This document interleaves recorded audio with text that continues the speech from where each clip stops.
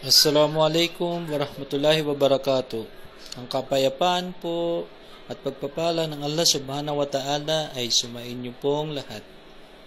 Ako nga po pala si Brother Hamid or Brother Accept Islam ay naparito or gumawa po ng isang munting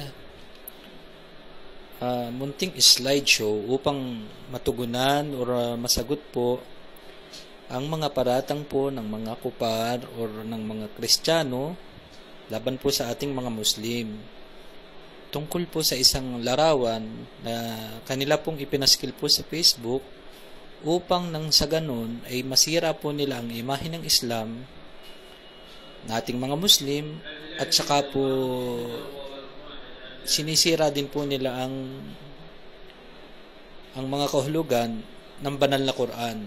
Pinipilit nila itong bigyan ng ibang kahulugan at ikakalat po nila sa mga tao upang nang sa ganun ay magkaroon po sila ng pagkakataon na makapagbigay kaguluhan, makapagbigay alinlangan po sa mga tao.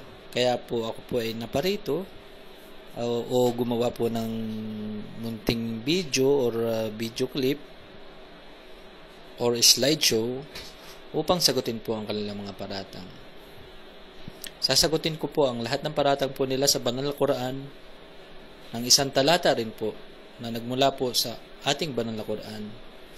Ito po ay sa Surah Al-Imran chapter 3 verse 7 po. Makinig po tayong lahat mga kapatid.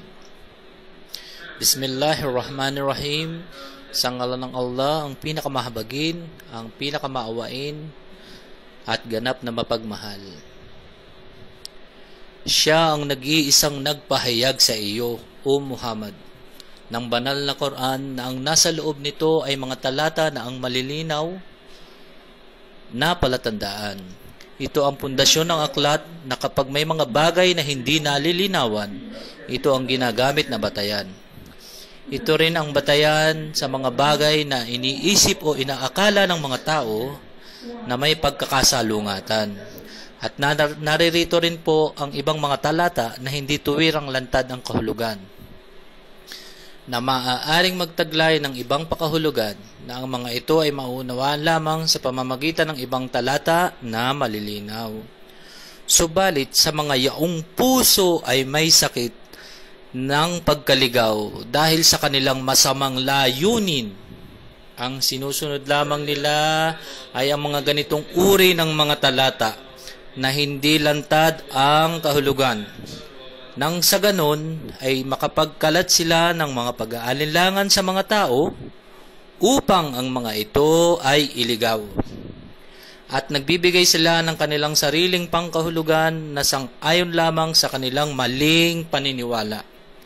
Walang sino man ang nakakaalam ng tunay na mga kahulugan nito kundi ang Allah subhanahu wa ta'ala lamang at yung mga pinagkalooban ng malawak na kaalaman.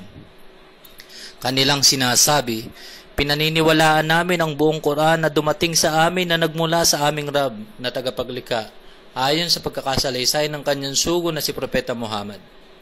At ibabatay nila ang anumang hindi lantad na mga kahulugan sa mga lantad na kahulugan, na kung kaya ang tanging makakaintindi lamang at makapagsusuri ng mga kahulugan nito sa tamang pananaw ay ang sinumang pinagkalooban ng dalisay at matuwid na pag-iisip.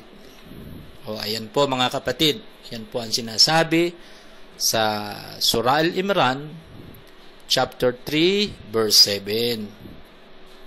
So, malinaw na sinagot na sila ng banal na Quran ayon sa kanilang pagbibintang or paninira or pagbibigay kahulugan na pansarili sa atin pong mga kasulatan o banal na Quran. Ako po ay lubos na nagagalak at ako po ay nakagawa po ng video na ito. Naway makatulong po ito sa inyo at sa iba pa at sa karamihan po ng mga tao upang nang sa gano'n naman po ay malaman po ninyo ang tunay na kahulugan ng mga nilalaman ng talata ng banal na Quran ay para lang po doon po sa matatalinong tao. At sino po ba matatalinong tao? Yung ba'y scientifico? O yun ba ang mga politician? O yun ba ang mga scientist nga? Or inventor? Or doktor? Mali po. Ang mga matatalino pong tao